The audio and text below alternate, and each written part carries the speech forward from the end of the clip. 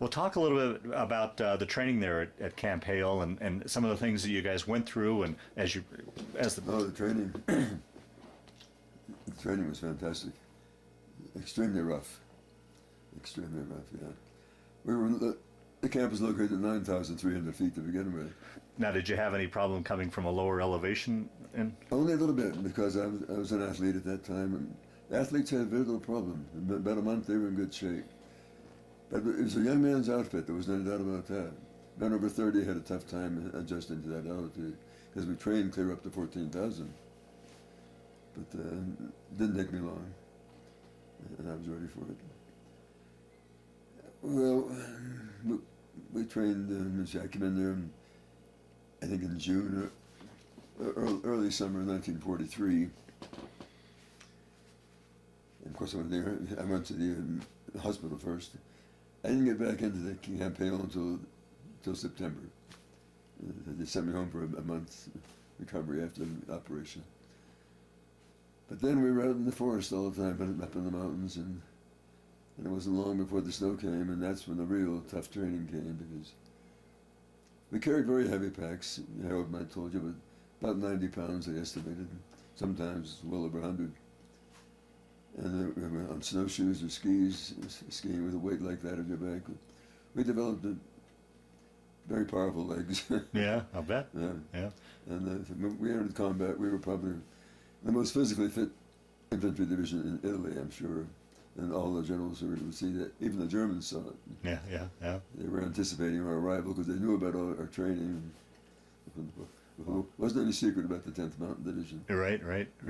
Well, now, how did you find the difference between the skiing between East Coast and Colorado mountain skiing? Was that much of an adjustment for you? Not too much.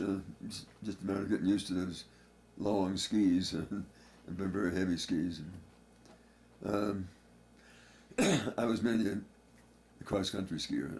I wasn't a downhill skier. Oh, okay, gotcha. So I was used to that. Okay. Now, in part of your training at Camp Hale, did you have any sort of specialty, or was it just general training? Did they specialize guys or cross-train guys? Or how did that work? First, they put me into a weapons platoon, which meant that I was in the machine gun and mortar platoon, which didn't appeal to me too much. But I got up to be a sergeant in that, and then for some reason I disappointed and antagonized one of my officers, and I got busted. So I was rather glad of that, because that gave me the opportunity to transfer from that platoon to a rifle platoon where I was back on skis. So I was very happy about that. And eventually I became a platoon sergeant in combat. So. Oh, wow. But what about some of the other... Our main training was mountain warfare, winter survival under all conditions.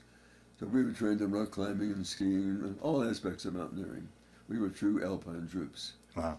And there was one,